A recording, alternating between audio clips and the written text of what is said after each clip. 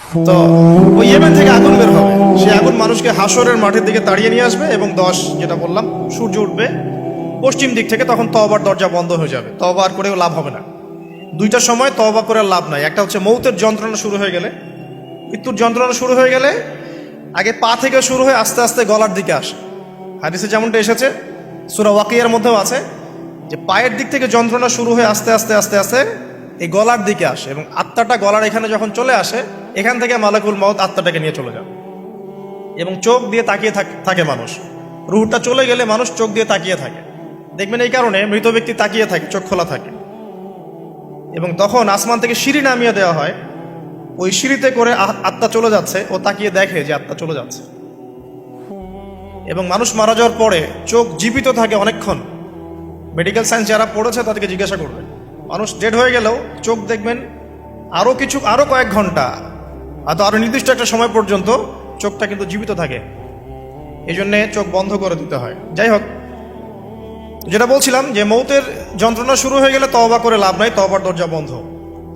আর পশ্চিম দিক থেকে সূর্য উঠে গেলে তওবা করে লাভ নাই, তওবার দরজা বন্ধ। তো এই 10টার মধ্যে সবচেয়ে বড়টা হচ্ছে মাসিহুদ দাজ্জাল। কেন বড়? কারণ নবী সাল্লাল্লাহু আলাইহি ওয়াসাল্লাম নিজে বলেছেন পৃথিবীর ইতিহাসে আদম আলাইহিস সালাম থেকে শুরু করে মুহাম্মদ সাল্লাল্লাহু আলাইহি সাল্লাম পর্যন্ত এই যে লক্ষ লক্ষ নবী রাসূল এসেছেন, পৃথিবীর এই যে শত লক্ষ বছরের হিস্ট্রি, এর মধ্যে দাজ্জালের চেয়ে ভয়ঙ্কর কোনো ফিতনা আসে নাই। নবী সাল্লাল্লাহু আলাইহি ওয়াসাল্লাম বলছেন, একজন মুমিন ব্যক্তি যদি দাজ্জালকে পেয়ে যায়, সে যেন তার সাথে সাক্ষাতের আকাঙ্ক্ষা না করে, কারণ সে তার সাথে সাক্ষাৎ করলে ঈমান হারা হয়ে যেতে পারে। সে এত বড় ফিতনা হবে, এত বিশাল ফিতনা হবে। এই যে ছোট্ট একটা ফিতনা সুদ থেকে কি আমরা মুক্ত থাকতে পারছি? সবাই সুদের মধ্যে পড়ে যায় নাই? এই যে মেয়েদের ফিতনা, মেয়েদের যে ফিতনা, বেহায়াপনা, এখান থেকে কি আলেম জালেম কেউ বাকি আছে? সবাই ফিতনায় পড়ে যাচ্ছে আমরা। ফেসবুকে ঢুকবেন, আপনি না চাইলেও আপনাকে দেখা যাবে নগ্ন ছবি দেখতে আপনি বাধ্য হচ্ছেন।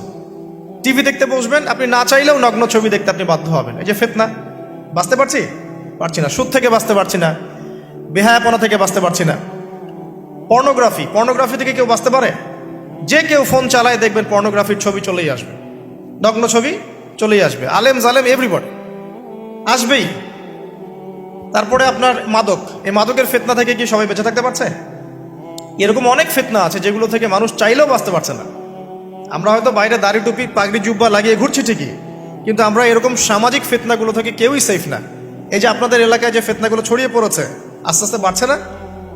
এমন ফিতনা বেড়ে যাচ্ছে। তো এগুলো যদি আমাদেরকে গ্রাস করে ফেলতে পারে, তাহলে এই পৃথিবীর সমস্ত ফিতনা একসাথে করলেও দাজ্জালের ফিতনার সমান হবে না। আমি কি বোঝাতে পারছি?